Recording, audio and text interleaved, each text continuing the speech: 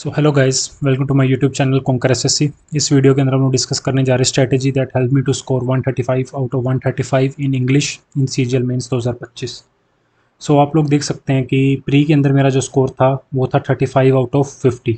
तो इस स्कोर से मैंने अपना स्कोर 135 आउट ऑफ 135 कैसे किया, क्या कुछ चीज़ें मैंने फॉलो करी, क्या कुछ चीज़ें मैं जो प्री के अंदर गलतियाँ कर रहा था जो कि आपको नहीं करनी चाहिए, और क्या कुछ चेंजेस जो मैं अपने टायर 2 की तैयारी के अंदर लेके आया जिससे मेरा ये स्कोर आया, ये सब इस वीडियो के अंदर हम लोग डिस्कस करने जा रहे हैं। So let's begin.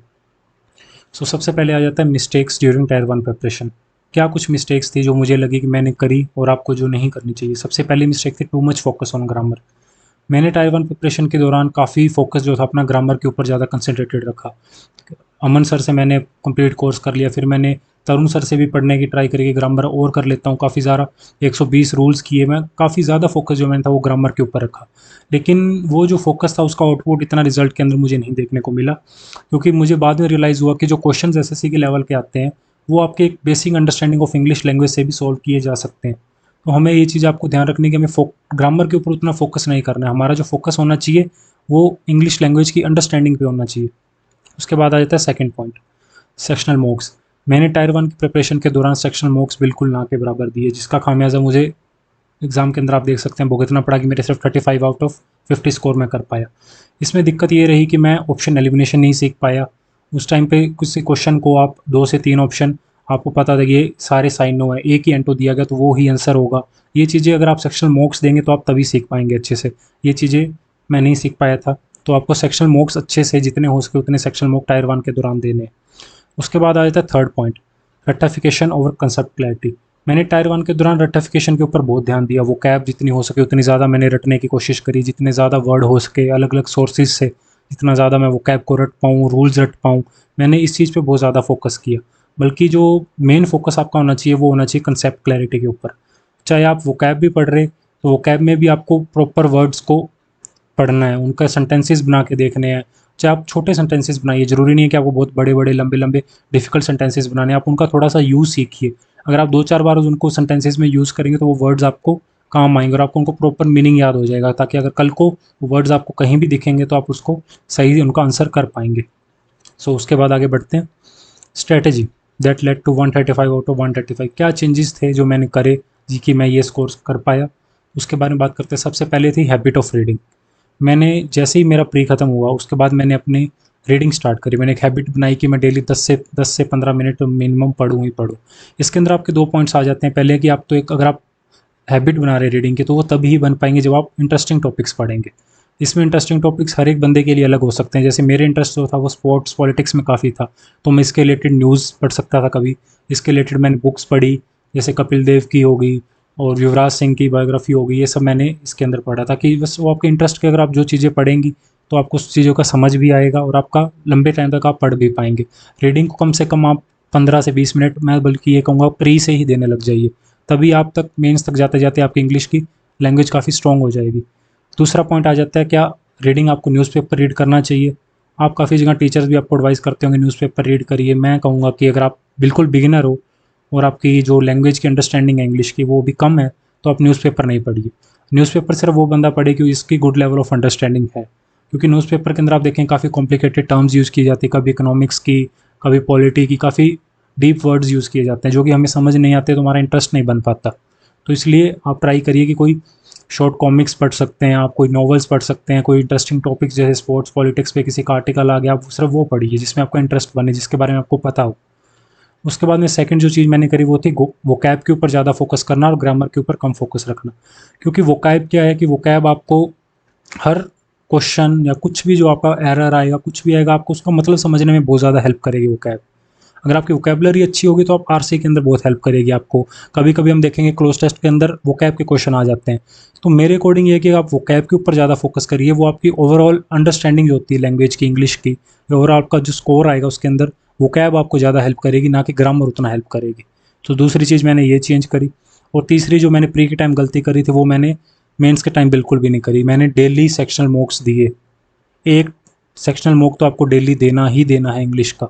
इसके ऊपर 2 चीज़ें मैं इसमें बताना चाहूँगा। एक है इंट्यूशन। जब हम किसी क्वेश्चन को लगाते हैं तो हमें एक इंट्यूशन आता है जिसमें इसका हमें आंसर मान लीजिए हमें नहीं पता कि हमने वो चीज़ नहीं पढ़ी, लेकिन स्टिल हमें लगता है कि हमें शायद इसका सी ऑप्शन करेक्ट हो सकता है। मैं आपको अपना एक्सपीरियंस बताऊंगा कि मैं हमेशा अपने इंट्यूशन के साथ गया हूँ। अगर मुझे लगा है कि सी होगा तो मैं मैक्सिमम अटैम्प्ट करने की कोशिश करता हूँ, क्योंकि अगर मैं मॉक्स के अंदर ये चीज़ प्रैक्टिस करूँगा तो ही कल को वो चीज़ एग्ज़ाम के अंदर मैं कर पाऊँगा। तो इंट्यूशन बेस्ड मैंने जितने आंसर मुझे लगते थे, मैं अपने इंट्यूशन को स्ट्रॉन्ग बनाया, इंट्यूशन बेस्ड आंसर मैंने लगाए हैं और वो चीज़ मेरी मेंस में भी काम आई है।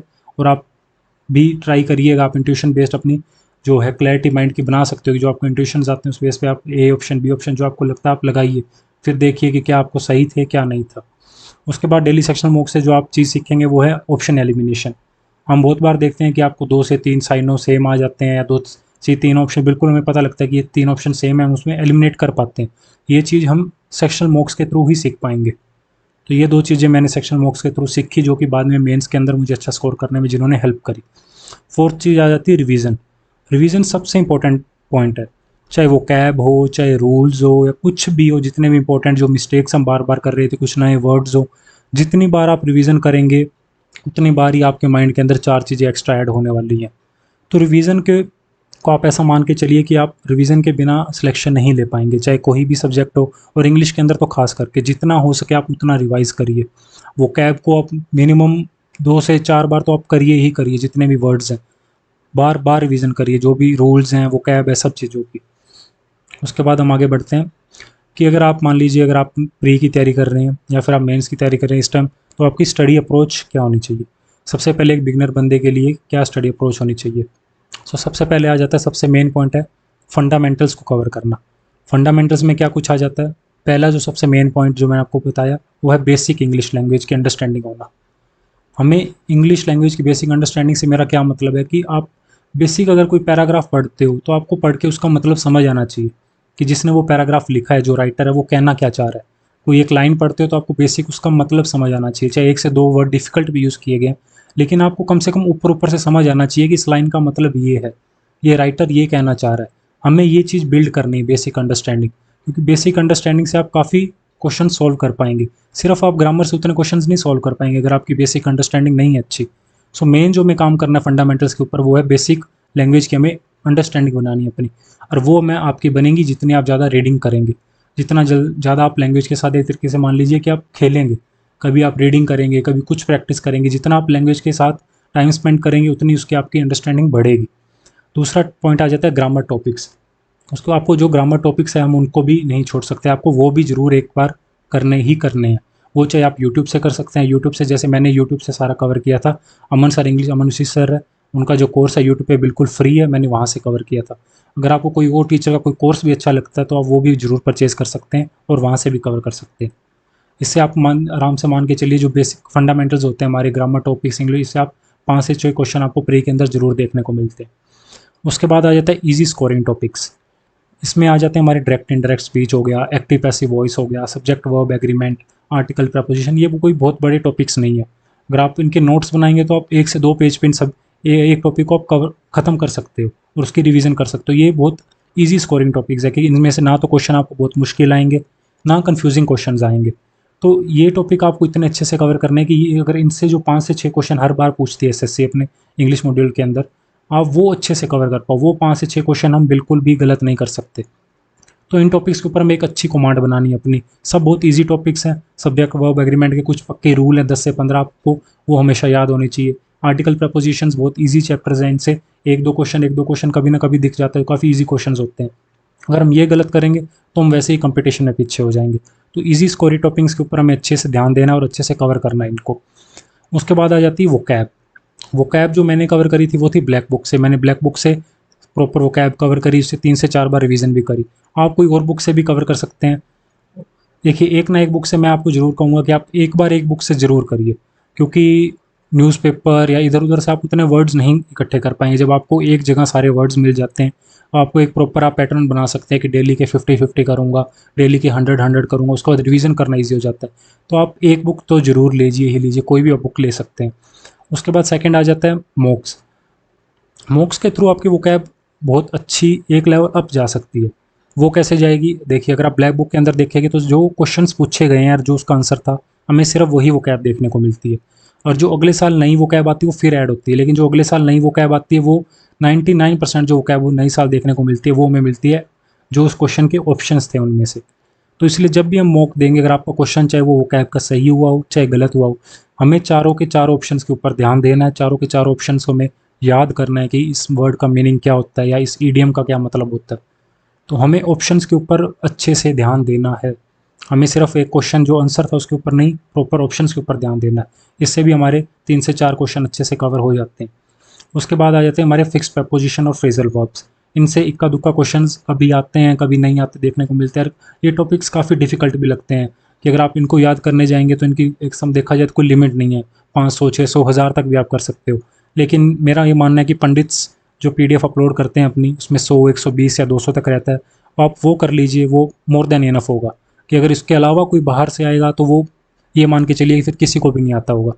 तो इसकी आउटपुट अगर आप 500 भी कर लें तो उसकी आउटपुट उतनी नहीं है कि क्या पता ये क्वेश्चन आए और क्या पता वो उस 500 में भी ना हो। तो इसलिए पंडित की जो PDF आती है, जो बेस्ट 200 या बेस्ट 250 वाली आती है, वो कर लीजिए, वो मोर देन इनफ रहेगी आपके लिए। उसके बाद आ जाता है point how to tackle RC and cloze test. इससे भी आप सबको पता है कि हमें 5 से 6 क्वेश्चन देखने को मिलते हैं। मेंस के अंदर ये वेटेज कम से कम 10 से 15 पहुंच जाती है। सबसे पहले जो पॉइंट आ जाता है इसमें जो हमें दिक्कत आती है वो है थीम, टोन, एटसेट्रा इनकी, और कैसे अप्रोच करना है इन क्वेश्चंस को। अगर थोड़ा सा भी मुश्किल क्लोज टेस्ट आ गया, थोड़ा सा RC मुश्किल आ गया, तो हम उसमें गलतियां करने लग जाते हैं। कई बार SSC अच्छा RC डालते हैं, उसमें जो ऑप्शंस होते हैं वो सब सेम लगती है कि क्या आंसर आएगा। तो इसके लिए आप रेफर कर सकते हैं क्यू इंग्लिश की वीडियोज़ को। ये वीडियोज़ सर ने काफ़ी अच्छे तरीके से बनाई हुई हैं, जिसमें आप देख सकते हैं कि किसी क्लोज टेस्ट को या RC को कैसे अप्रोच करना है, पहले कैसे रीड आउट करना है, कैसे क्वेश्चंस के साथ उनका लिंक बनाना है, क्या थीम हो गया, क्या टोन होगा, ये सब आप क्या इंग्लिश की वीडियो से देख सकते हैं। सेकंड आ जाता है कि आप मनीषा बंसल मैम हैं, उनके लेक्चर्स पढ़े हैं यूट्यूब पे, आप वहाँ से भी कवर कर सकते हैं एक बार, वहाँ से आपकी अच्छी खासी प्रैक्टिस भी हो जाएगी। थर्ड आ जाता है strong command on vocab and grammar. और आप जितने बार भी कोई क्लोज टेस्ट देखेंगे, RC देखेंगे, तो आपको उनको सॉल्व करने के लिए कहीं ना कहीं आपकी एक अच्छी खासी कमांड वोकैब और ग्रामर के ऊपर होनी चाहिए। क्योंकि आपको बहुत बार देखने को मिलेगा कि अगर 5 क्वेश्चन क्लोज टेस्ट के आ रहे हैं तो उसमें से 1 या 2 क्वेश्चन वोकैब या ग्रामर बेस्ड पूछ लिए जाते हैं, या उसका एक बेसिक मीनिंग अंडरस्टैंड करने के लिए कि क्लोज टेस्ट में किस बारे में बात हो रही है, RC में किस बारे में बात हो रही है, तो उसमें क्या वर्ड्स यूज़ किए गए वो आपको वोकैब से पता चलेगा। किस तरीके से सेंटेंस बनाएंगे वो आपकी बेसिक अंडरस्टैंडिंग और ग्रामर से आपको पता लगेगा। तो इन दोनों के आपको ऊपर अच्छा स्ट्रॉन्ग कमांड बनाओगे तभी आप RC और क्लोज टेस्ट को अच्छे से टैकल कर पाओगे। उसके बाद आ जाता है कि जितना हो सके उतनी ज़्यादा हमें प्रैक्टिस करनी है, क्योंकि सिर्फ सीख लेने से बात नहीं बनने वाली है। जो RC और क्लोज टेस्ट हैं, इनकी आप जितनी हो सके उतनी ज़्यादा प्रैक्टिस करिए। इसकी आप प्रैक्टिस कर सकते हैं, एक तो जैसे हमारी PYQ बुक्स आती है, किरण पब्लिकेशन की आती है, पिनेकल आती है, इसमें पिछले 10-15 सालों के आपको RC क्लोज टेस्ट सब मिल जाएंगे, डिफ़िकल्ट है, मॉडरेट, हार्ड, सब मिल जाएंगे इसके अंदर आपको। आप उनकी अच्छे से प्रैक्टिस करिए, डेली 5-5 लगाया करिए। या फिर आपको टेक्स्ट बुक हॉलीवुड के ऊपर आप डायरेक्ट जाएंगे तो वहाँ पे आपको रीडिंग कॉम्प्रिहेंशन के टेस्ट मिल जाएंगे, क्लोज टेस्ट भी मिल जाएंगे, तो आप वहाँ से भी प्रैक्टिस कर सकते हैं। जो मेन है कि आपको प्रैक्टिस करना है। इनको सिर्फ एक बार सीख लिया, अगर मॉक के अंदर सही होने लग गया तो हमें छोड़ नहीं देना कि हाँ ये चीज़ तो हमें आ गई। इनका डेली का आप रूटीन रखिए कि RC और क्लोज टेस्ट को हमें प्रैक्टिस करना ही करना है। क्योंकि RC और क्लोज टेस्ट एक ऐसा पॉइंट है जो आपको इंग्लिश के अंदर बाकी बच्चों से एज दिलवाएगा। क्योंकि RC और क्लोज टेस्ट ये जो मैक्सिमम नंबर ऑफ स्टूडेंट्स को डिफिकल्ट लगता है या मैक्सिमम स्टूडेंट्स उसमें गलतियाँ करते हैं। तो अगर आपने ये पार्ट अपना स्ट्रॉन्ग बना लिया RC और क्लोज टेस्ट, तो आप बाकी स्टूडेंट्स एक एज ले लेंगे और आप एक अच्छा स्कोर कर पाएंगे। So thank you. अगर आपको वीडियो अच्छी लगी तो do like, comment, share and subscribe. बने रहिए इसी चैनल के साथ। Thank you.